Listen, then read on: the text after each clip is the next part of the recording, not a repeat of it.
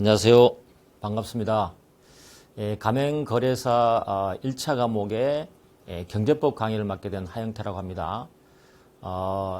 여러분 코로나 바이러스가 많이 또 유행하고 있는데 건강하게 잘 지내는지 모르겠습니다. 올해 코로나 바이러스 때문에 가맹거래사 2차 시험이 조금 지연됐죠. 원래는 전반기에 봅니다만은 올해는 9월 26일로 미뤄졌군요. 어쨌건 합격하신 분들은 2차 시험을 꼭 잘 준비하셔서 2차까지 합격하시길 기원합니다. 자, 그러면 가맹거래사와 관련되는 내용을 좀 설명하고요. 또 가맹거래사의 경제법의 비중이라든지 이 수험 전략을 좀 설명하는 강의 오리엔테이션 시간을 갖도록 하겠습니다. 그래서 제가 제목을 정했는데 가맹사 경제법 강의 설명서라고 이름을 붙였습니다. 그래서 강의 들어가기 전에 제 강의의 취지와 목적 이런 것들을 좀 여러분이 느껴주시면 수업 듣는 데 좀 도움이 될 거라고 생각이 됩니다. 이번 강의 OT는 목차를 이렇게 잡았습니다. 우선 가맹사 자격증의 내용과 전망인데요. 이 가맹거래사를 준비하시는 분들이 굉장히 질문을 많이 합니다. 가맹거래사를 준비해서 만약 합격을 하면 어떤 도움이 되고 앞으로 전망은 어떤지 굉장히 궁금해 하십니다. 그 부분에 대해서 제가 나름 조금은 설명을 해드리고 넘어가야 되지 않겠나 싶어서 이렇게 잡아봤고요. 두 번째는 이 경제법, 우리가 경제법을 배울 거니까 이 경제법의 구성 내용과 또 출제 경향 그리고 수험 전략을 한번 설명해서 우리가 수업 목적에 맞는 강의를 하도록 한번 진행을 해볼 거고요. 그 다음에는 이 강의 교재죠. 이 경제법 강의를 듣기 위해서 물론 이제 가맹거래사는 이 과목이 많지는 않지만 그래도 또 전략적으로 공부를 해야 되겠죠. 그래서 이 강의 교재를 제가 만들었는데 굉장히 의미가 있는 강의 교재라고 생각이 들고요. 그 부분에 대해서 어떻게 활용할 것인지에 대해서 제가 좀 설명하고자 합니다. 그리고 마지막으로는 이 강의 내용입니다. 어떻게 강의를 진행하고 어떤 내용을 여러분에게 전달할 것인지 설명하고자 합니다. 자, 그러면 먼저 우리 가맹거래사 자격증의 내용과 전망인데 자격증이죠. 이게 처음 하시는 분들은 이것도 모르는 분도 있습니다. 가맹거래사 자격증 시험 이 부분에 대해서 가맹사업법이죠. 가맹사업법에 가면 이러한 시험에 대한 내용들이 쭉 나옵니다. 법에 규정되어 있고 시행령에 세부적인 내용들이 있어요. 근데 처음 하시는 분들은 거기에 무엇인지 모르죠. 왜냐하면 가맹사업법은 2차 과목에 있으니까 더욱더 그렇겠죠. 어쨌거나 근데 미리 좀 알고 한번 들어가 본다면 이 가맹거래사 시험을 주관하는 부서는 이 공정거래위원회입니다. 공정거래위원회. 합의제 행정기관이죠. 다시 말하면 국가기관입니다. 국가기관이고 공정거래위원회가 가맹거래사 시험을 실시하고 관리하고 등록까지 하죠. 그리고 공정거래위원회의 주관 법률인 경제법, 다시 말하면 독점규제법이라든지 가맹사업법 등등의 관련 법들을 주관하는 기구이기도 합니다. 어쨌거나 이렇게 공정거래위원회에서 실시하는 가맹거래사 시험을 합격을 하면요. 시험 실시하는데 합격을 하면 이런 과정을 거칩니다. 국가 자격사 취득이 되는 것이죠. 합격하면. 합격을 전제로 하는 겁니다. 그리고 실무수습 과정을 거치고 공정거래위원회에 등록을 합니다. 등록을 하면 영업을 할 수 있죠. 이런 과정을 거쳐간다는 거 간략하게 제가 한번 소개를 해봤습니다. 다음은 이제 우리 시험 과목인데요. 좀 간략하게 좀 짚어 넘어가도록 하겠습니다. 시험 과목 다 아시겠지만 이렇게 되어 있습니다. 1차 과목과 2차 과목으로 나눠져 있고요. 1차 과목은 이렇게 경제법, 민법, 그리고 경약 세 과목으로 나눠져 있어요.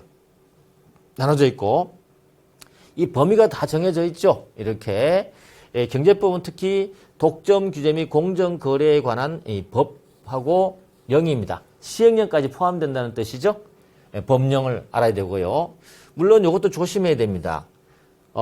독점 규제 및 공정거래법을 전부 다 하면 안 돼요. 여러분에게 시험에 나오지 않는 부분이 있습니다.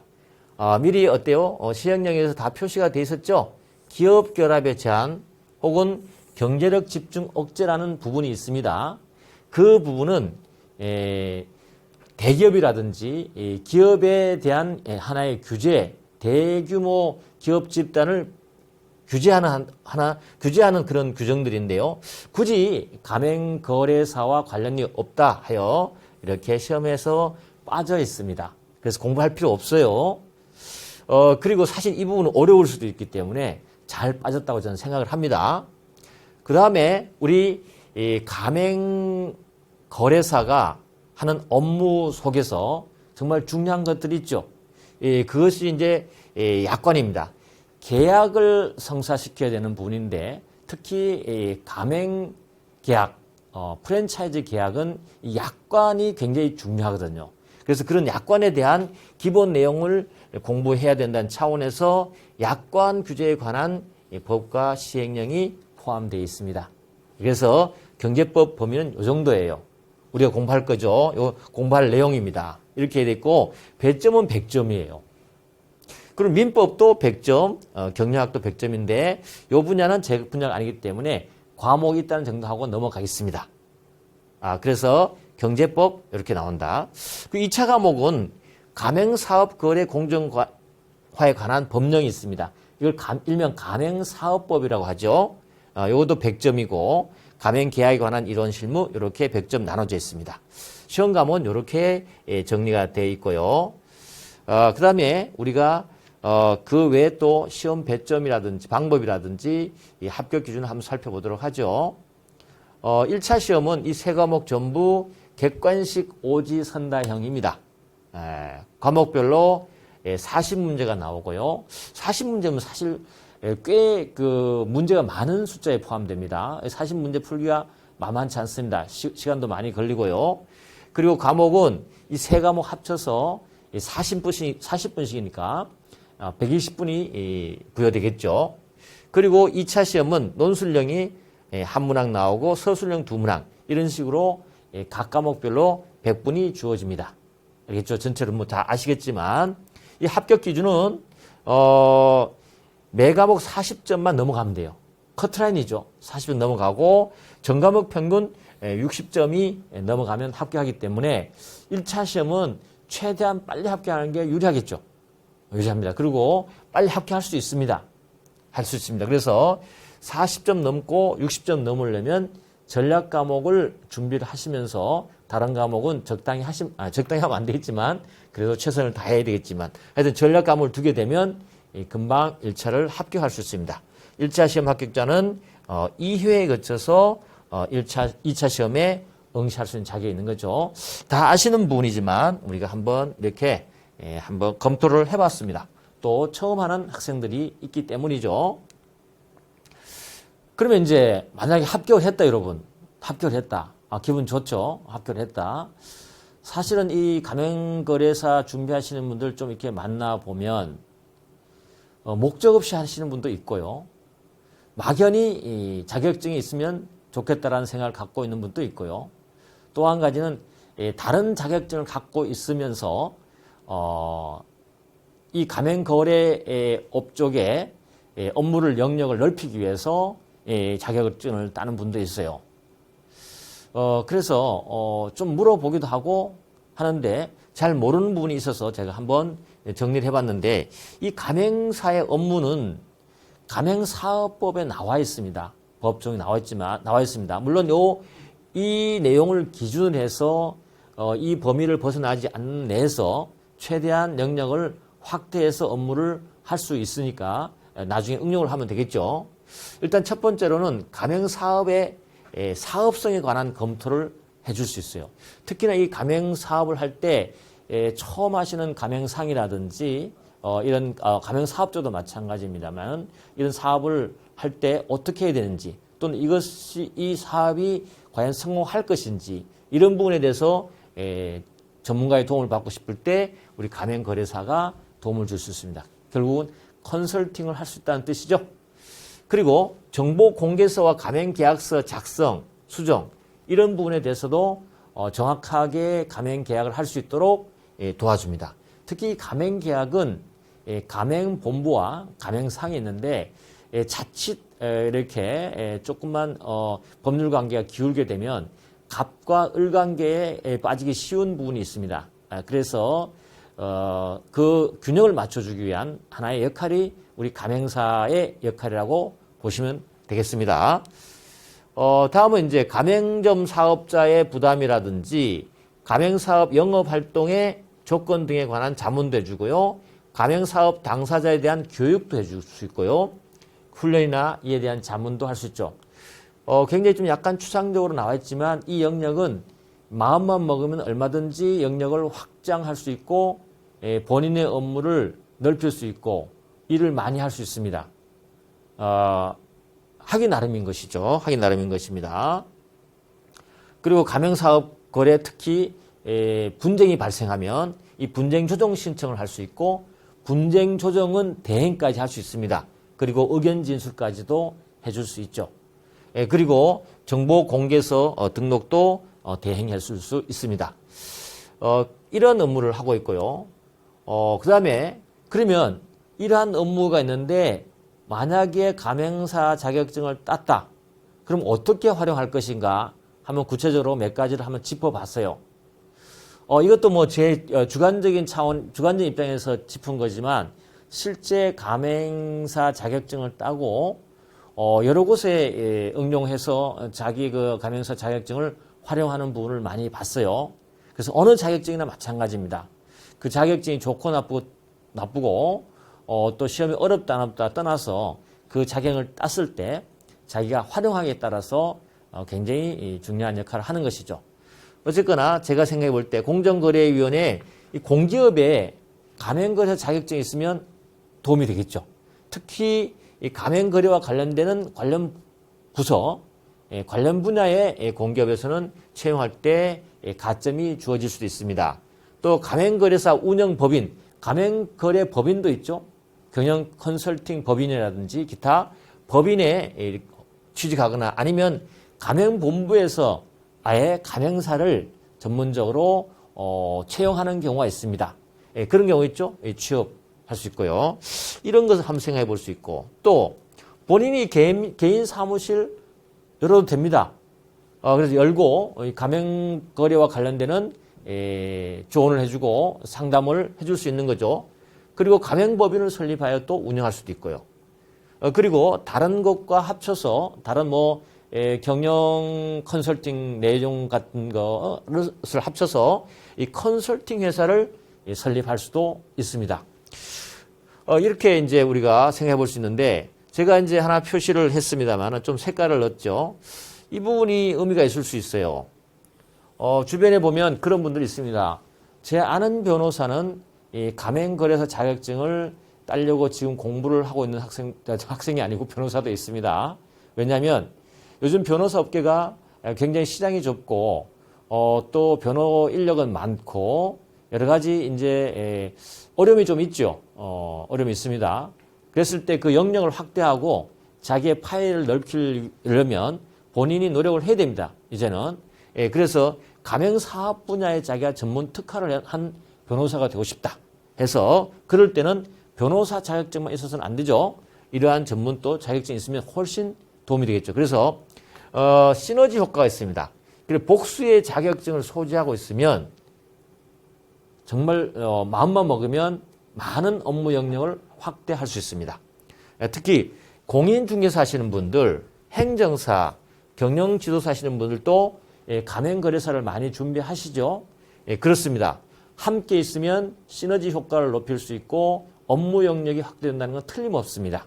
그래서 변호사, 세무사 등도 이런 효과를 위해서 자격증을 따고 있다 라고 생각하시면 돼요. 그래서 제가 한번 짚어본 것은 이렇게 가맹사 자격증을 활용할 수 있습니다. 그래서 누누이 말씀드리지만 어떠한 아무리 중요한 자격증도 본인이 능력 안 되면 꽝입니다. 알겠죠? 변호사 자격증 갖고 있는 분도 제가 아는 분들 꽤 있는데 그분들 중에서도 돈을 잘 버는 분도 있고요. 어떤 분들은 능력이 안 되는 건지 의욕이 없는 건지 거의 이렇게 셀러리맨 이상의 월급 못 가져오는 그러한 변호사도 많이 봤습니다. 심지어 사무실 비용도 제대로 낼 수 없는 그런 변호사도 있죠.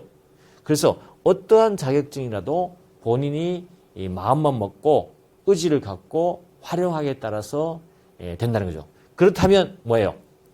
이런 거에 대한 고민보다는 여러분들이 어떻게 합격을 하는 게 더 중요합니다. 이런 생각만 갖고 있으면 안 되죠. 합격해야 됩니다. 그래서 일단 합격하고 나서 고민해도 늦지 않습니다. 알겠죠? 그래서 우리가 설명을 좀 해봤습니다. 주관적인 생각이었지만 여러분의 좀 도움이 되었는지 모르겠습니다. 자, 그럼 가맹사업 분야의 앞으로 전망은 어떨 것인가? 이것 또한 제 주관적인 생각이지만 여러분에게 조금의 도움이 될까? 몇 자 적어봤습니다. 특히 우리나라 가맹사업을 보면 지금 주로 외식업 분야죠. 식당. 그렇죠? 주로 식당이죠. 식당이나 먹는 것, 이렇게 또 뭐가 있을까요? 이렇게 특히 치킨 예를 많이 들어보셨죠? 이런 것들. 이런 겁니다. 외식업 분야, 커피 전문점도 요즘에 가맹 사업을 많이 하고 있고요. 합니다. 그래서 일정 부분에 한정돼서, 일정 부분 한정해서 가맹 사업이 이렇게 진행되고 있는 건 사실입니다. 그런데 앞으로 그 사업은 무궁무진하게 확장할 수 있다고 저는 확신합니다.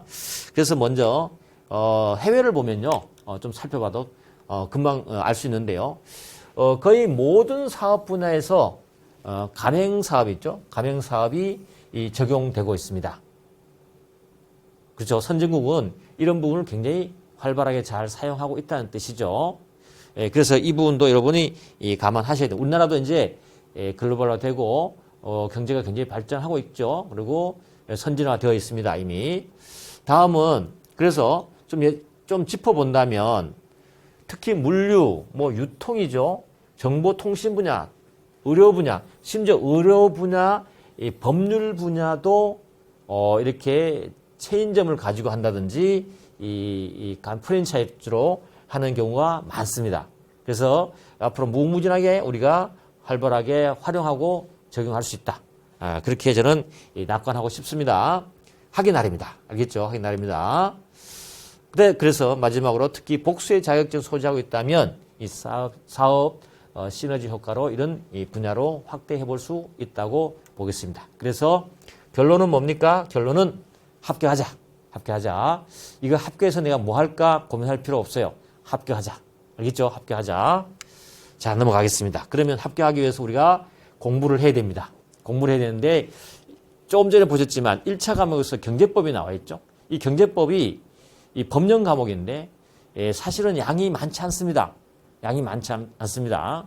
많지 않기 때문에 약간의 암기 과목인 듯 하지만 살짝 이 법률 과목이니까 살짝 논리적으로 혹은 내용을 잘 이해하면 아주 쉽게 고득점을 딸 수 있는 부분이 경제법 분야입니다. 그래서 제가 작년에도 강의하고 꼭 몇 년 동안 경제법을 강의했지만 거의 99%죠. 거의 100% 지문 한두 개 빼고는 제 교재에서 다 나왔고 다 적중했습니다. 적중했다는 말이 좀 무색할 정도죠. 공부하면 다 된다는 뜻입니다. 제가 잘나서 적중한 것이 아니고 그만큼 공부를 하면 여러분이 고득점을 받을 수 있는 과목이라는 뜻이죠. 그러면 우리 경제법을 한번 살펴보죠. 공부를 해야 되니까 기왕은. 그래서 경제법 개념입니다. 물론 경제법 제가 이 고득점 나온다 하니까 그냥 한 번, 두 번 보면 그냥 고득점 하겠군요. 꼭 그렇지는 않습니다. 왜 그러냐면 특히 가맹사 거래를 준비하시는 분들을 보면 법학을 전공하신 분들은 또 많지 않은 부분도 꽤 있어요. 그러면 법학이 기본 마인드가 되어 있지 않으면 또 그것 또한 새롭게 느껴지고 어렵게 느껴질 수 있는 부분이죠. 그래서 어떠한 시험이든지 정말 꼼꼼하게 제대로 준비해야 되는 거죠. 그래서 우리가 저 같은 사람이 있습니다. 여러분을 도와주기 위해서요.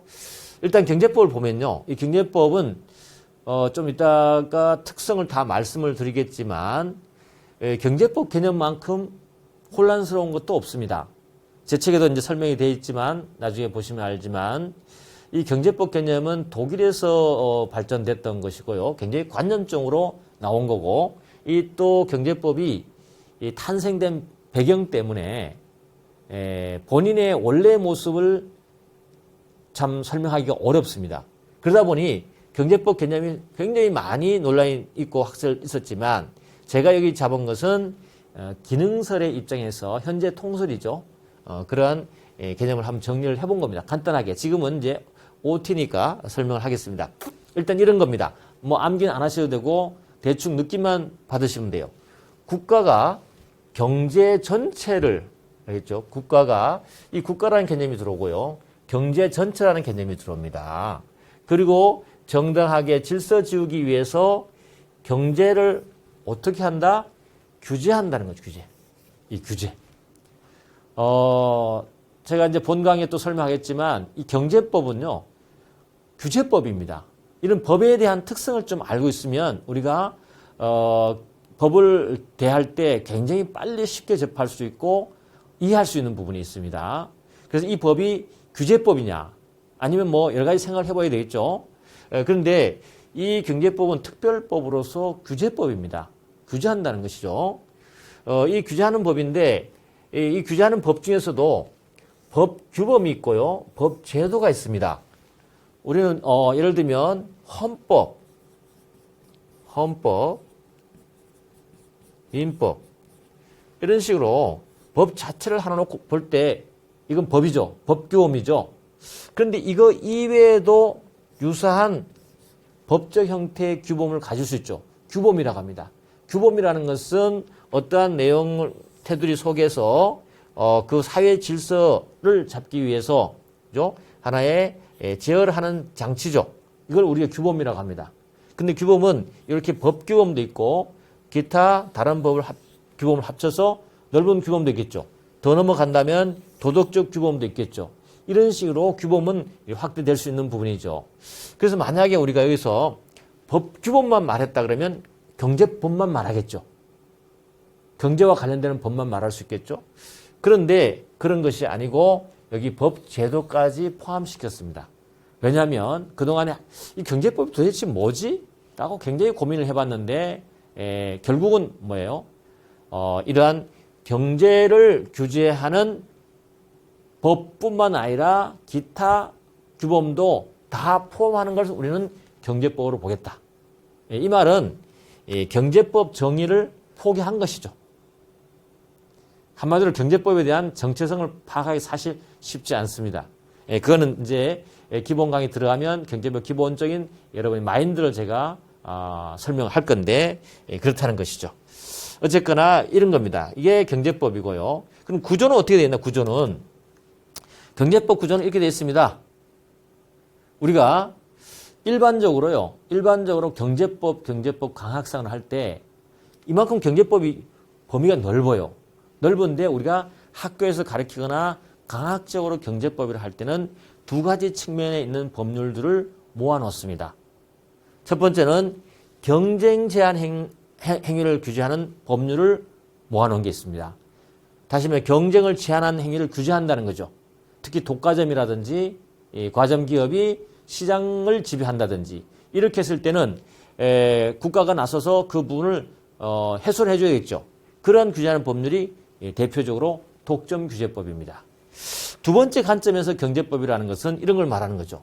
우리 일반 소비자들도 경제생활을 하죠. 그 경제생활 속에서 나타나는 법들이 있죠. 이것도 경제법입니다. 그래서 굉장히 크게 말씀드렸잖아요. 법규범과 법제도의 총체라고 했지 않습니까? 그래서 경제법은 하나의 단행법으로 존재하지 않습니다. 아시겠죠? 이 말을 이해하시는 거죠. 존재하지 않습니다. 그래서 소비자와 관련되는 법률들도 경제법이라고 하죠. 그래서 소비자기본법, 약관법, 할부거래법, 방문판매법, 전자상거래법 이 전체를 포함해서 일반적으로 우리는 경제법이라고 합니다. 그런데 우리는 다시 말하면 가맹거래사에서 시험에 필요한 내용을 뽑아서 시험 과목을 정했죠. 그래서 이 중에서 독점규제법과 약관법만 뽑아서 가맹거래사 시험에 경제법이라고 한 것이에요. 알겠죠? 그래서 경제법은 훨씬 넓다. 범위가 훨씬 넓다. 근데 우리 가맹거래사의 시험 과목으로 들어온 것은 여기 두 과목이다. 이렇게 여러분 느끼시면 되겠습니다. 이해되셨나요? 알겠습니다. 그러면 이 경제법은 특징은 뭐냐? 굉장히 실무적이고 특별법입니다. 원래 일반법, 특별법으로 나눠지는데 어쨌거나 특별한 법이에요. 왜냐하면 독점규제법도 그렇고 약관법도 그렇고 일반 민법이나 그런 사법에 대한 특별하게 규제하고 또 거기 일반 사법을 제한하는 그런 의미를 갖고 있기 때문에 그렇습니다. 또 실무적이죠. 실무적이다 보니까 규제의 실효성을 확보하기 위해서 빈번히 개정되는 특징을 갖고 있습니다. 그래서 경제법의 책들이 자주 바뀌는 이유가 거기 있는 겁니다. 시행령이나 새로운 법령이 바뀌게 되면 그걸 놓치면 또 시험에 대응할 수가 없죠. 그래서 경제법은 책들은 매년 바뀌기도 하고 그렇죠. 만약에 매년 안 바뀌어도 되는 부분이 있는데 안 바꾸게 되면 그 저자의 게으름이라고 저는 생각합니다. 그래서 저는 그런 부분을 적시에 반영을 합니다. 어쨌거나 이번에도 교재를 개정을 했고요. 자, 넘어가 보겠습니다. 그러면 이제 경제법의 의미와 구성인데 가맹사 경제법을 볼까요?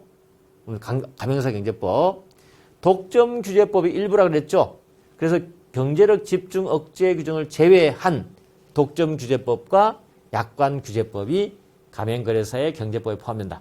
요걸 가르치고 싶어서 지금까지 온 것이죠. 그래서 그래도 전체적으로 여러분 알고 공부를 하는 거하고 그저 그 안에 이렇게 파묻혀서 공부하는 거는 학습 효과가 완전히 다릅니다.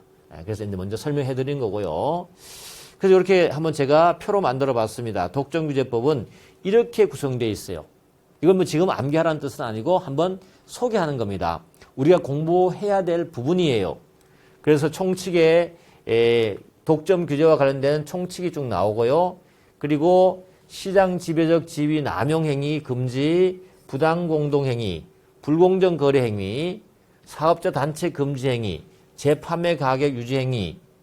그런데요, 제가 뺐지만 재판매 가격 유지행위 금지입니다. 부당공동행위 금지입니다. 시장 지배 남용행위 금지입니다. 사업자 단체 금지입니다. 불공정 거래행위 하지마 금지예요. 다 뭐예요? 금지 나왔죠? 이게 무슨 의미를 갖고 있습니까? 이게 규제라는 의미입니다. 아, 내용을 보니까 독점규제법은 규제법이구나. 다시 말해서 시장 질서를 혼란시키거나 시장 경제 질서에 맞지 않는 행동을 했을 때는 우리가 규제를 하겠다. 규제는 어떻게 한다? 독점규제법을 통해서 규제하겠다. 그 법이 독점규제법인데 규제법이라는 것이죠. 아시겠죠? 요걸 좀 느껴야 되고요. 그리고 뒤쪽에 나오는 7장하고요. 이 8장 부분이 나오는데 공정거래위원회와 또 이 독점규제와 관련되는 내용들의 사건 처리 절차 그리고 위반했을 때에 부과시키는 과징금, 손해배상, 이 형벌 이런 부분들이 나오죠. 그래서 이런 부분들을 우리가 뭐라고 하냐면 절차 규정이라고 합니다. 절차 규정. 그리고 또 한 번 더 한다면 이 위쪽을 우리가 실체 규정이라고 합니다. 아시겠죠? 이런 식으로 우리가 법을 나눠져 있고 요걸 공부할 겁니다. 아시겠죠? 조금 이제 여러분이 소개하는 거니까 그냥 너무 어렵게 생각하지 마시고요. 그리고 독점규제 요 정도 하시면 돼요. 요런 그 아주 큰 테마의 주제를 알고 여러분 내용에 들어가면 되고 제가 이제 앞으로 하면서 이 사업자 단체행위 시장지배적 지위가 이 제도가 왜 들어왔는지 제도가 왜 들어왔고 이 취지와 목적을 알게 되면 그 내용을 알 수 있습니다.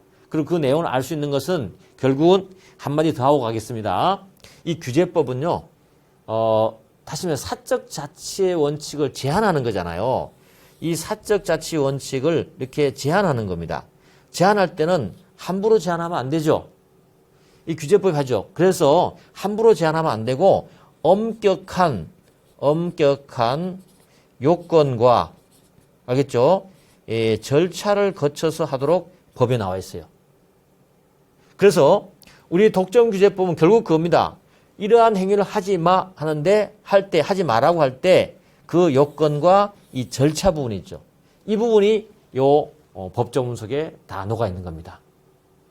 그래서 이 규제법이라는 걸 알고 있고 그 내용들이 이런 걸로 구성되어 있다는 걸 알면 여러분 독점규제법을 이해한 거예요. 자, 그럼 다음 과목은 뭐냐면 약관규제법이에요. 아예 약관은 어때요? 약관 규제에 관한 법이 나와 있죠? 약관을 규제하는 법이에요. 이제 되시죠? 이걸 느낌이 어때요? 이 법에는 거의 어떤 행위를 규제하기 위한 요건들로 구성된 법이구나 라고 여러분이 느끼시면 돼요. 이해하셨죠? 그래서 여기는 총칙이 나올 거고요. 간접적 내용 통제, 직접적 내용 통제, 약관의 행정 규제 이렇게 표시됩니다. 그래서 간접적 내용 통제, 약관에 대한 행정 규제. 일단 여기 직접적 내용 통제 요 두 개는요. 약관에 대한 기본 내용, 약관에 대한 이런 경우는 잘못되었다라고 해놓은 거죠. 이러한 효력 규정들을 말하고요. 이런 것의 효력 규정에 위반됐을 때 어떻게 할 거냐 할 때 행정적으로 사용하지 말라든지 등등의 규제 내용이 여기 포함되어 있어요. 총칙에서는 약관이 도대체 뭐지? 약관에 대한 개념이라든지 정의가 나와 있겠죠. 이게 전부입니다. 우리가 공부해야 될 게 이게 다시 말해서 가맹거래사에서 시험 범위로 나오는 경제법의 전부예요. 우리 이걸 공부할 겁니다. 좀 소개가 됐나요? 경제법의 의미와 구성에 소개가 좀 됐죠. 이 정도 아시면 되고요. 다음은 우리가 이런 걸 한번 해보겠습니다. 출제 경량입니다. 그러면 경제법이 어떻게 출제되고 조금 전에 봤던 그 주제 속에 얼마만큼 나오는지 어떤 게 중요한 건지 한번 살펴볼게요. 보면요. 독점규제법의 출제 빈도를 보겠습니다. 문제가 우리 40문제라고 그랬죠. 요거는 40문제 중에서 33문제 나왔다는 뜻입니다. 이렇게. 그리고 2016년 17, 18, 19, 20 이렇게 나와 있죠. 쭉 보면 요 주제입니다. 요 주제가 전부예요. 여기서 보시면 주로 어때요? 시장지배 남용행위 5개, 4개, 5개, 4개 주로 이렇게 쭉 나오죠. 부당공동행위는 많이 나오면 7개까지 나왔죠. 5개. 20회는 2개밖에 안 나왔지만 불공정 거래행위는 8개까지 나옵니다. 그리고 대부분 4개, 5개 나오죠. 그렇게 쭉 보면 어때요? 불공정 거래행위, 부당공동행위 굉장히 중요하다는 느낌이 들어오죠. 사업자 단체 금지행위는 올해에 5개나 나왔죠. 뭐 이런 거. 재판매 가격 유쟁이 하나씩 쭉 나오고 그리고 공정거래위원회와 사건 처리 절차 규정이 이렇게 중요하게 또 나옵니다. 그런데 쭉 보시면 특히 중요한 제도도 있지만 어떤 느낌이 듭니까? 아주 골고루 나오죠. 안 나오는 것이 없죠. 안 나오는 것이 없다는 걸 느끼셔야 돼요. 그 말은 조금 더 중요하다고 해야 되지만 전부 다 보셔야 된다. 전부 다 중요하다. 알겠죠? 이런 느낌. 이렇게 하면 좀 하지만 한번 여러분 보시고 이 파악을 해보시기 바랍니다. 그 총평을 다시 해드리고요. 그러면 이제 약관규제법을 가볼까요? 약관규제법은 40문제 중에 10문제 아니면 11문제, 10문제에서 11문제 아니면 8문제 내려가면 이렇게 나옵니다. 그래서 약관 문제는 10문제, 40문제 중에서 독점규제법은 40문제 나온다라는 걸 감을 잡으셔야 돼요. 알겠죠? 그럼 독점규제법이 더 중요하겠네요. 뭐 그렇지만 여기 10문제도 놓치면 안 되죠. 그런데 여기도 마찬가지로 내용들이 어때요? 거의 간접적 내용 통제 쭉 해서 나오는데 거의 유사하게 나오죠. 2개, 3개, 5개 나오죠. 총론은 나왔다 안 나왔다 합니다. 알겠죠? 이런 건데 이것도 마찬가지. 여기서 느끼는 것도 우리가 뭐라고? 여러 곳에 곳곳에 다 나오는구나. 알겠죠? 그러면 제가 한번 출제 종합평가를 한번 해볼게요. 이렇습니다. 문제 내용을 보면 제가 해보니까, 여러분 문제를 안 보셨으니까 보신 분도 있겠지만 제가 보고 다 검토를 해보니까 법령과 판례, 심결례가 있다면 심결례, 간단한 심결례 한정해 출제되고 있어요.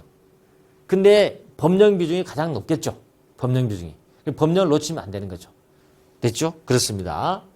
그리고 경제법 범위가 조금 전에 말씀드렸듯이 독점규제법과 약관규제법이 딱 정해져 있죠.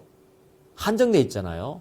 그러다 보니까 이 한정된 속에서 조금 전에 아까 말씀드렸듯이 이 문제수 말씀드렸잖아요. 이 40문제 상당히 많은 문제입니다. 40문제고 거기에 오지선다이면 지문을 5개 넣어야 하잖아요. 어마어마한 지문이 들어가는 거죠. 그러려면 범위는 작은데 범위는 요만한데 문제를 많이 내야 돼. 그럼 똑같은 거 낼 수는 없고 어때요? 이렇게 전 분야에서 출제할 수밖에 없어요. 매년 그렇습니다. 그래서 한 곳에 집중해서 한다는 것도 또 문제가 있습니다.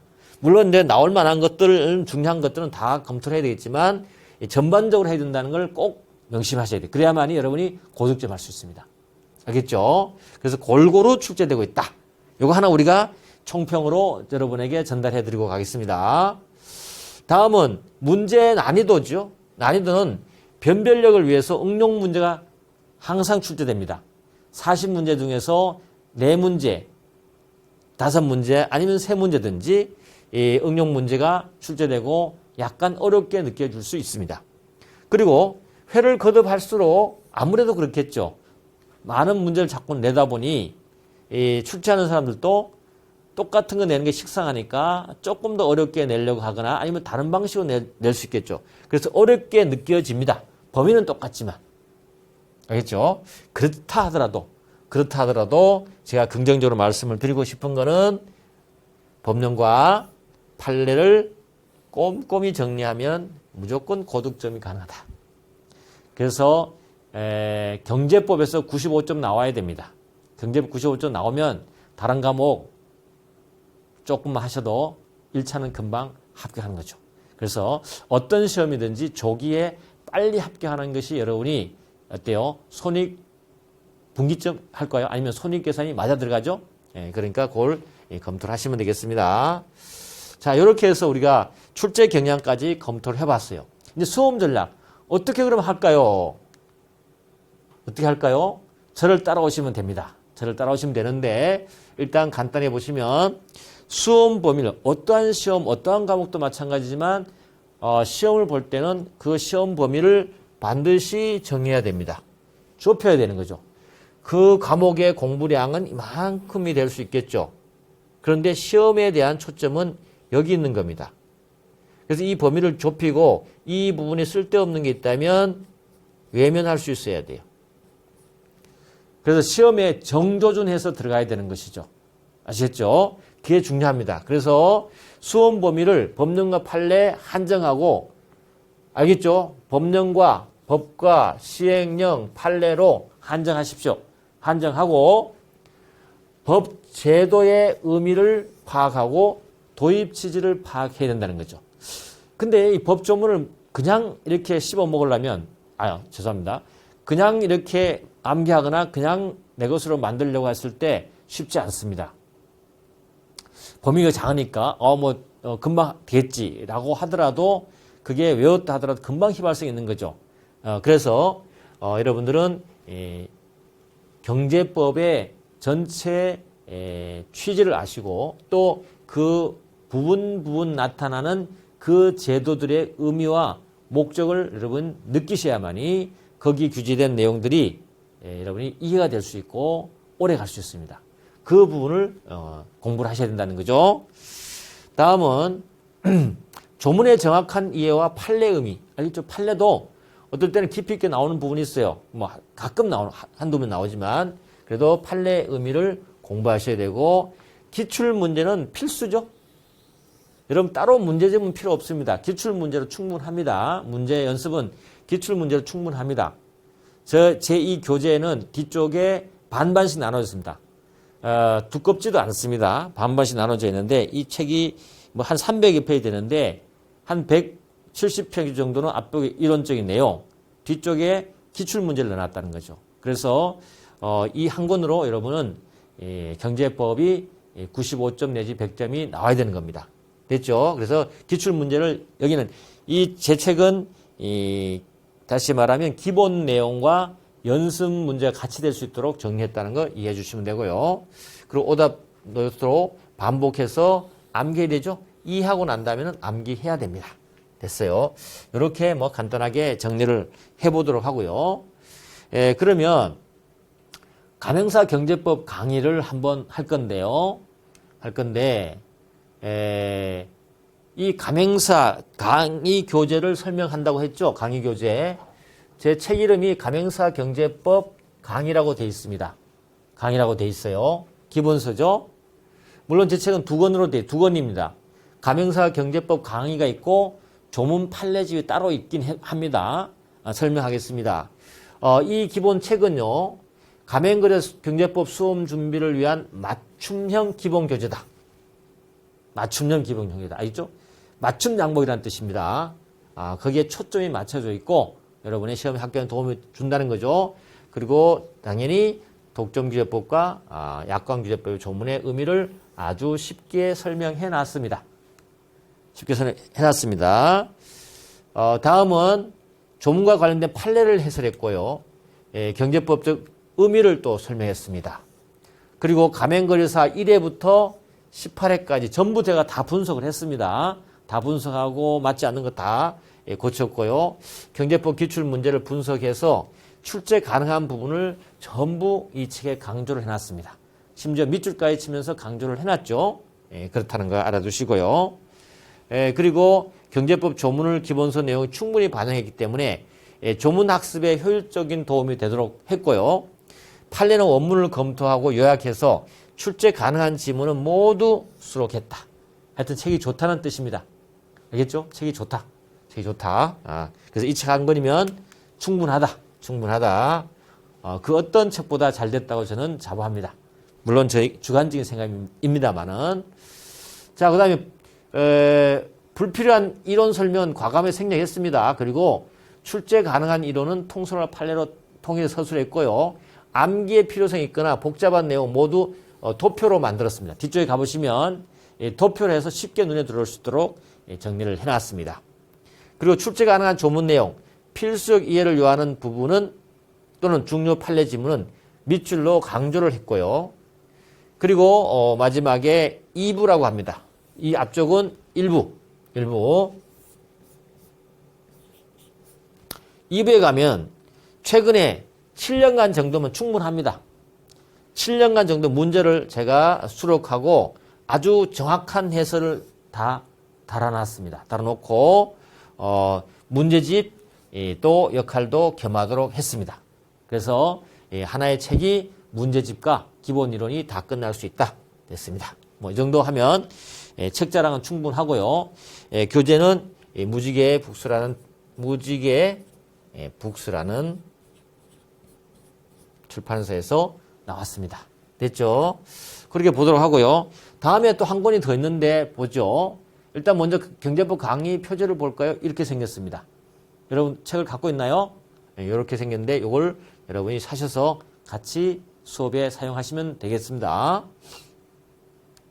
다음은 가맹거래사 경제법 조문 판례라고 있는데 제 교재인데 이 활용에 대해서 물어보시는 분이 있어서 함께 하겠습니다. 자매서죠. 자매서인데 한번 검토를 해보겠습니다. 경제법 강의의 자매서로서 최종 정리용입니다. 법조문 해설서입니다. 법조문을 아주 읽기 쉽게 해놓고 거기에 OX 지문을 넣습니다. 그래서 사실은 이 한 권으로 도 시험이 준비가 될 수 있습니다. 그런데 우리 기본서를 보다 보면 조문만 한번 확인하고 싶을 수도 있고 또 공부가 되신 분들이 마지막에 최종 정리용으로 지금 이 책도 얇은 거지만 더 얇게 가고 싶은 분도 있죠. 그런 분들을 위해서 이 책을 만든 것이고요. 조문의 원문을 아주 읽기 쉽게 해놨다는 겁니다. 그렇게 표현해놨다는 것이고요. 출제 가능한 판례와 조문을 전부 OX 지문화해놨어요. 그래서 확인하는데 너무 좋습니다. OX로 되어 있기 때문에 그 조문 밑에 출제된 내용과 관련되는 지문을 OX화했기 때문에 바로바로 이 조문을 정확하게 전환할 수 있습니다. 알겠죠? 그리고 법전의 내용을 또 도표로 뒤쪽에 요약을 해줬어요. 아주 짧게 몇 페이지 안 됩니다. 그래서 암기장 역할을 할 수 있도록 함께 편집을 해 주었습니다. 됐죠? 그래서 이 경제법 조문 판례는 공부가 많이 되신 분들은 이 한 권은 충분하고요. 만약에 경제법 강의와 조문 판례가 두 개가 부담스럽다 하면 어떤 것을 가져가도 상관이 없습니다. 어떤 하나만 들어도 충분합니다. 그런데 경제 법령 문제다 보니까 옆에 법전이 하나 필요하죠. 법전이 하나 필요한데 법전 대신에 요 조문 판례를 옆에 놓고 같이 확인하면서 공부를 하는 것도 굉장히 시너지 효과가 있고 도움이 많이 될 겁니다. 그런 차원에서 만들었다는 걸 여러분 생각하시고요. 법령 문제는 조문을 보지 않으면 안 됩니다. 그래서 꼭 함께 보시면 좋습니다. 그래서 공부가 된 수험생은 책만은 충분하고요. 경제법 기본 강의와 조문 판례를 함께 학습하면 조기에 수험 목적에 달성할 수 있다. 무슨 뜻이죠? 빨리 학교할 수 있다. 알겠죠? 빨리 학교할 수 있다.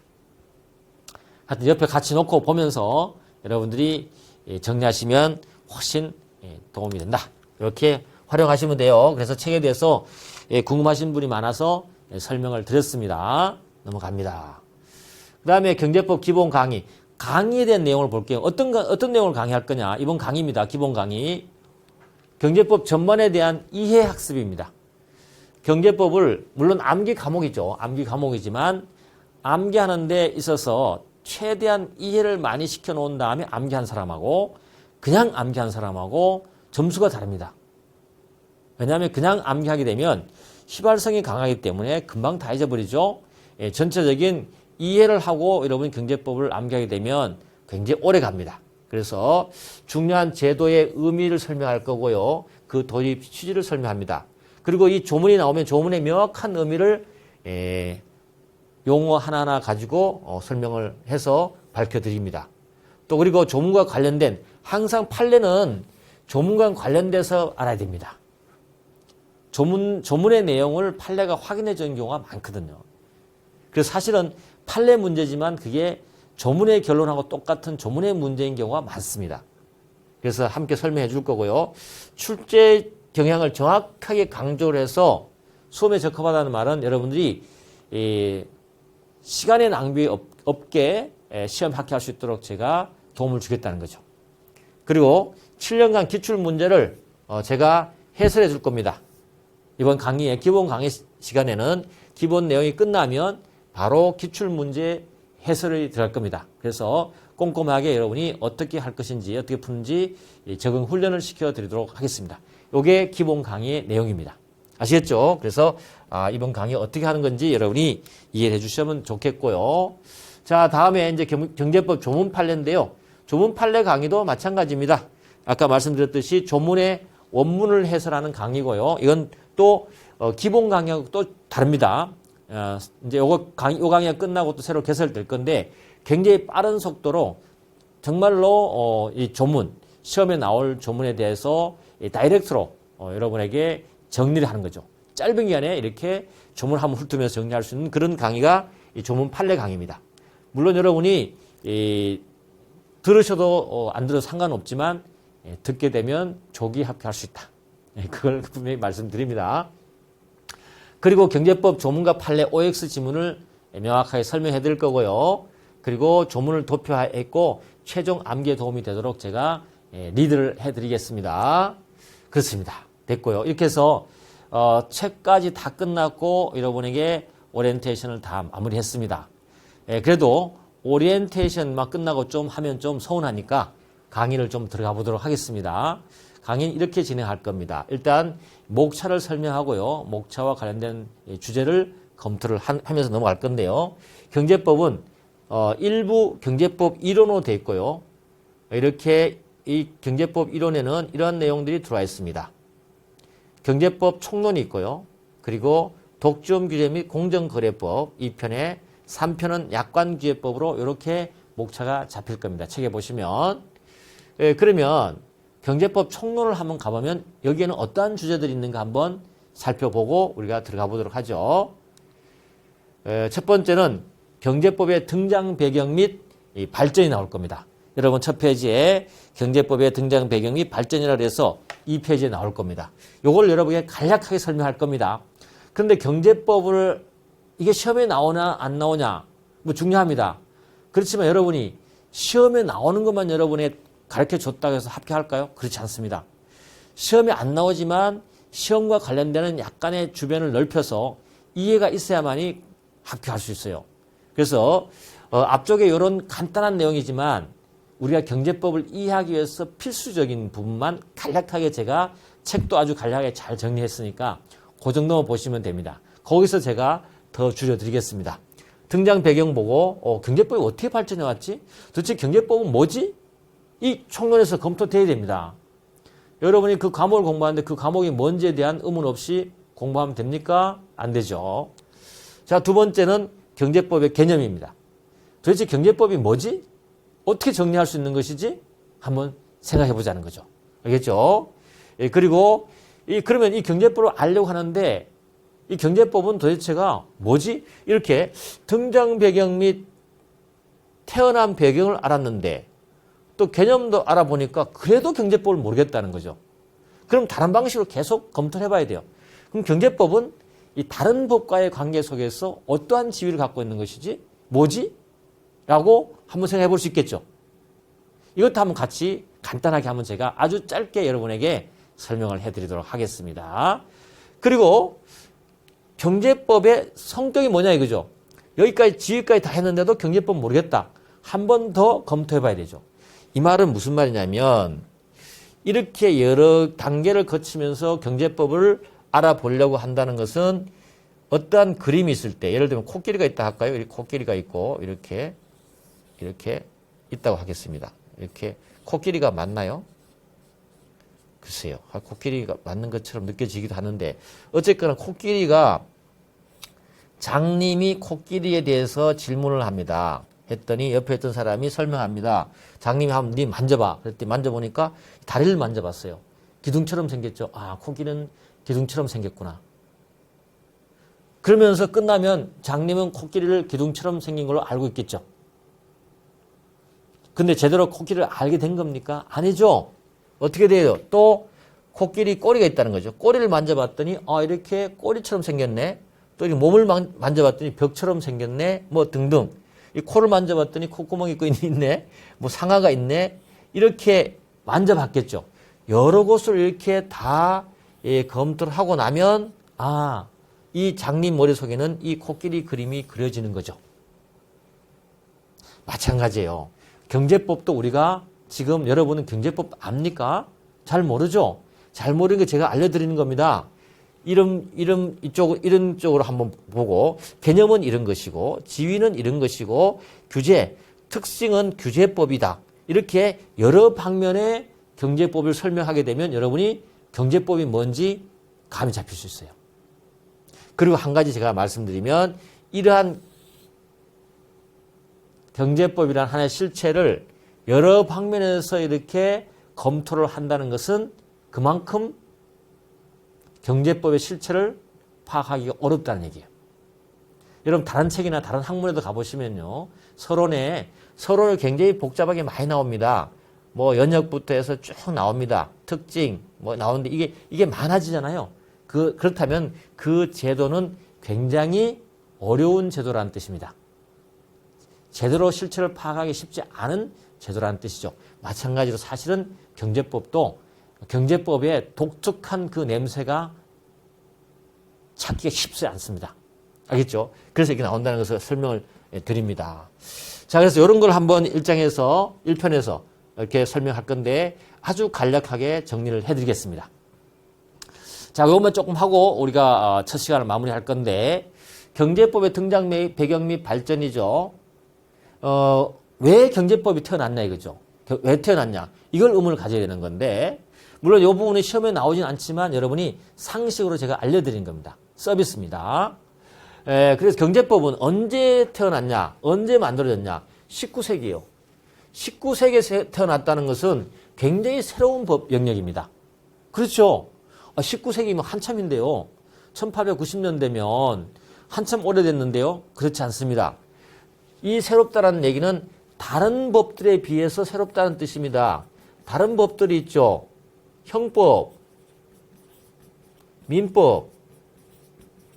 이거 수백 년 됐죠. 그런데 이 경제법은 이제 19세기에 겨우 태어난 거예요.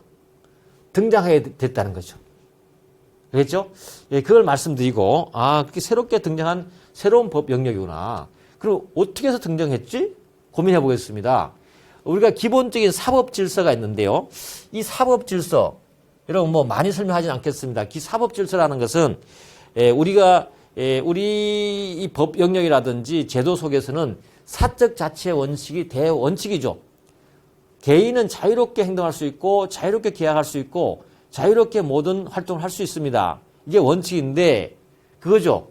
그런데 이 개인이나 기업에 대한 경제 활동을 규제해야 되는데 이런 스스로 제어하고 스스로 어때요? 이렇게 자제를 하는 그런 단계를 넘어서더라는 거죠.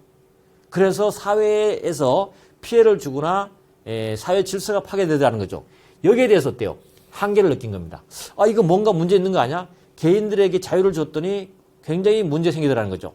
남에게 피해를 주고 아니면 전체 공공의 이익에 피해를 주고 공공의 이익을 깨버리는 거죠. 이런 문제가 있더라는 거죠. 그래서 이걸 어떻게 좀 규제할 수 있는 방법이 없을까를 고민하게 된 것입니다. 알겠죠? 그래서 자본주의 경제가 발전했습니다. 개인주의에 의해서, 사적 자치 원칙에서. 근데 경제적 약자와 강자가 대립하게 된 겁니다. 그러다 보니 어때요? 폐단이 발생한 것이죠. 대기업이라든지 그런 기업들이 노동을 착취한다든지 여러 가지 또 환경 문제를 일으킨다든지. 알겠죠? 이런 문제가 있다 보니까 우리가 고민하게 된 겁니다. 그럼 이런 경제 약자를 보호하고 자본주의 이 폐단을 시정하려면 어떻게 할 거냐? 국가가 개입해야겠다는 거죠. 국가가 나가야겠다. 안 되겠다. 우리가 국가가 조금은 규제를 하자. 같이 살아야 되는데 아니 사적 자치라는 전제 하에서 우리에게 피해를 너무 주고 있다. 규제를 해야겠다. 나온 것이 바로 뭡니까? 그러한 입법을 해야 됐다는 생각을 갖게 된 것이 바로 경제법이 발생된 배경입니다. 아시겠죠? 그래서 새로운 공법적 제한을 하기 위해서 경제법이라는 개념을 만들게 되고 경제법이 등장하게 된 것입니다. 아시겠죠? 그래서 한마디로 말하면 근대 시민법 원리, 계약자유 원칙, 사적 자치 원칙의 전제 중에 하나 중에 계약자유 원칙 있죠? 이거를 수정하게 된 겁니다. 계약은 자유롭게 할 수 있지만 타인에게 피해를 주거나 여러 가지 공익에 문제가 있을 때는 우리가 규제하겠다. 누가? 국가가. 이게 경제법입니다. 그럼 한국은 어떨까요? 한국도 그럴까요? 그렇습니다. 한국도 결론을 말씀드리면 헌법 119조 2항에 보면 우리는 수정 자본주의를 취하고 있습니다. 자유시장 경제 1항에서 자유시장 경제 질서를 원칙으로 합니다.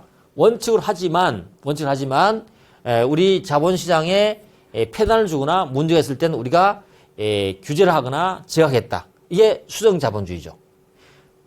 이걸 근거로 해서 나타난 법이 바로 뭐죠? 공정거래법이고 약관법입니다. 이게 바로 우리가 배우는 뭐죠? 경제법이라는 것이죠. 이해가셨습니까? 이겁니다. 그래서 이 정도만 하셔도 여러분 충분히 경제법이 탄생된 배경을 확실히 배울 수 있는 거죠. 이런 이 페이지에 제가 간략하게 해놨는데 이 정도면 충분합니다. 상시입니다. 보너스입니다. 그래서 시험에 안 나오지만 보너스. 경제법을 이해해야 되니까. 됐죠? 넘어갑니다. 다음은 경제법의 발전을 한번 보겠습니다. 경제법 발전. 어떻게 발전해 왔느냐 보니까 경제법이 발전된 논란 이것도 다 암기할 필요도 없고 시험에 나오지 않습니다.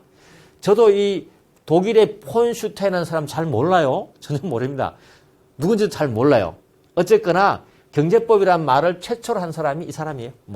상식입니다. 그래서 경제법의 학문적 논의는 언제 생성됐나? 20세기 초부터 됐다. 그리고 어느 나라부터 이 경제법이 전형적으로 발전하게 됐냐? 독일이다. 독일. 상식 보너스입니다. 독일이다. 그래서 독일하고 영미가 나눠지는데 근데 여러분 보세요. 조금 전에 말씀드렸듯이 자본주의의 폐단이 나타나는 것은 독일만 나타났을까요? 아니죠. 영국과 미국도 나타날 수밖에 없죠. 그런데 보는 관점과 규제하는 태도가 좀 달랐어요. 내용의 본질은 거의 같았는데 다르게 출발을 했던 거죠. 독일 같은 경우는 어때요? 특히나 2차 대전이라든지 전쟁을 했죠. 전쟁을 했을 때 그때 전시 경제라고 하죠. 이 전시 경제를 누가 통제하죠? 전쟁 나타나면 어때요? 국가가 통제를 하죠. 알겠죠? 경제에 누가 관여했습니까? 국가가 관여하게 된 거예요. 독일은 이렇게 된 겁니다. 그러니까 어때요? 경제법이 바로 등장하기 시작하는 거죠. 경제법 개념이 어떻게 됐다고요? 전시 통제 경제 때문에 국가가 경제에 바로 관여하다 보니까 이런 배경 하에서 나타나게 되고 또 전쟁이 끝난 다음에 이 경제를 부흥해야 되는데 누가? 여기 습성이 그대로 와서 아이고 이거 뭐죠? 국가가 전쟁을 했기 때문에 잘못된 거잖아요. 부흥시켜야 되겠죠. 국가가 나서서 하게 된 것이죠. 그러면서 이걸 뭐라 했다? 경제법을 했다. 그런데 영미는 그런 게 없었어요. 전쟁을 했거나 국가가 주도하는 게 별로 없었어요. 오직 어때요? 이 독점 기업들이 개인의 사적인 독점 기업들이 폐해가 너무 심한 거죠. 이거 안 되겠다. 우리가 좀 규제를 하자라는 차원에서 나온 겁니다. 그래서 시작과 발단이 좀 달라요. 배경이 좀 다르지만 그렇지만 사실은 이게 내용은 동일합니다. 동일하는데 이름이 좀 다르고 배경이 다르다. 요 정도. 이것도 상식. 알겠죠? 그래서 공통점은 자본주의 고도에 따라온 새로운 법 현상이라는 게 정리가 되겠습니다. 이해가셨죠? 서비스입니다. 서비스. 자, 서비스 하나 더 하겠습니다. 그럼 학설 변천인데 이 학설을 다 암기해야 됩니까? 거기 페이지 3페이지 나와 있지만 제가 좀 간단하게 소개해 놨습니다. 이 소개해 놓은 것은 여러분이 다 암기하고 보라는 뜻이 아니고 이렇게 있었다는 거죠. 이거보다 더 많습니다. 많지만 제가 간략하게 정리했는데 이만큼 경제법이라는 용어를 사용하게 되는데 이 경제법 용어는 조금 전에 말씀드렸지만 아주 다양한 의미로 사용됩니다. 왜? 독특한 경제법만의 냄새가 잘 없다니까요. 알겠죠? 그래서 도대체 이 독특한 냄새가 없는 이 경제법을 한번 독특한 냄새 나는 걸로 해서 한번 정리를 해보려고 노력한 것이 바로 이 학설의 변천사입니다. 특히 독일 같은 경우는 관념론적이죠. 이 학설놀이 내지는 이 논쟁하는 걸 말로 언어적으로 논쟁하는 걸 굉장히 좋아하는 나라입니다. 그러다 보니 어때요? 이 경제법 하나 놓고도 수십 가지의 학설이 나왔습니다. 다 몰라도 됩니다. 이 학설 중에 가장 결론 마지막에 도달한 것이 기능설이에요. 이 기능설을 우리가 뭐라고 하냐면 절충설이라고 합니다. 그 말은 무슨 말이냐면 경제법을 정의 내리는데 실패한 거예요. 알겠죠? 경제법 정의에 실패한 거예요. 알겠죠? 실패해버렸어요. 그러니까 어때? 절충설이라는 말은 이러한 것들 중에 전부 다 중요한 것, 경제법 관련되는 거 다 포함시켜서 됐습니까? 그래서 이렇게 됐다는, 실패했다는 거죠? 그만큼 어렵다는 거. 그러면 우리가 이제 경제법 정의 내릴 때 기능설에 따라서 우리가 경제법을 정의 내립니다. 이렇게 내립니다. 자유시장 경제를 실현하고 시장 경제의 문제점을 해결하는데 국가가 경제를 간섭하는 것이 바로 경제법이다. 뭐 내용이 다 들어있는 거야. 알겠죠? 자유시장 경제를 실현하고 시장 경제 문제점을 해결할 때 국가가 경제에 간섭하는 법을 경제법이라 한다. 됐습니까? 이렇게 정리가 됩니다. 자, 그러면 우리가 개념 분석만 좀 마무리해 볼게요. 그럼 개념 분석을 해보겠습니다. 우리가 학설 대립인데 문제 되지 않는다 그랬죠? 그래서 먼저 의 기능설에 따라서 지금도 우리나라도 통설 기능설에 따라서 경제법을 정의하고 있습니다. 이미 독일에서 해보니까 안 됐죠? 우리도 이제 여기 따라서 정리하는 건데 이렇게 되어 있습니다. 이제 여러분들이 경제법 하면 요 정도는 알아두셔야 돼. 요거. 지금 여기까지 끌고 오기 위해서 요거 하나 여러분 설명하기 위해서 앞에 내용들을 설명했습니다. 경제법이 태어난 배경부터 해서 경제법 요거는 기억을 합니다. 경제법은 국가가 주체가 국가네요. 국가가 경제 일부도 아니고 전체를 정당하게 질서 지우기 위해서 뭐라고요? 경제를 뭐한다? 규제한다. 규제하는 끝에 거 조심해야 돼. 끝까지 들어봐야 돼요. 법 규범하고 법 제도의 뭐다? 총체다.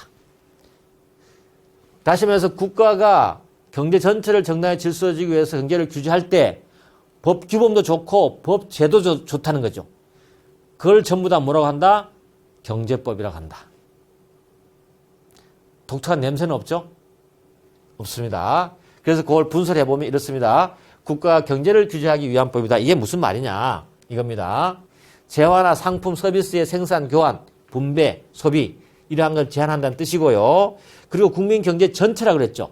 국민 경제 일부, 경제 일부는 안 됩니다. 그래서 국가의 경제적 목적을 위한 규제만을 대상하고 있죠. 그래서 예를 들면 비경제적 규제들이 있죠. 보건위생을 위해서 요즘에 코로나 발생했잖아요. 이 코로나를 규제하기 위해서 이 규제법이죠. 다시 말해서 영업을 제한한다든지 등등 많죠. 이런 것들이 뭐죠? 다 비규제, 비경제예요. 비경제. 이건 경제가 아니에요. 비경제 규제죠. 치안 유지, 이것도 규제지만 비경제. 이런 것들은 제외하고 오직 경제적 목적을 가진 규제만 우리는 경제법으로 보겠다. 마지막으로 경제를 규제하기 위한 법규범과 법제도의 총체라고 그랬죠. 아까 말씀드렸듯이 경제법은 단일한 법전, 요겁니다. 요거 하나 알아두셔야 돼요. 아까도 말씀드렸죠. 단일한 법전으로 존재하지 않습니다. 알겠죠? 그래서 법규범이나 법제도로서의 다양한 법과 제도 속에 존재하고 있다는 걸 알아두시고, 그래서 독점규제법, 소비자보호법, 헌법, 민법, 상법 등등의 마찬가지 헌법에도 있습니다. 민법에도 경제를 규제하는 내용들이 있어요. 상법에도 경제를 규제하는 내용이 있어요. 이걸 뭐라고 한다고? 우리는 경제법이라고 한다. 이해됐죠? 그래서 우리 오늘 지금까지 경제법의 개념까지 검토를 해봤습니다. 그러면 여기까지 이제 첫 시간을 보내고요. 이어서 우리가 경제법의 지위 등등 하면서 독점규제법에 들어가도록 하겠습니다. 잠시 쉬도록 하겠습니다.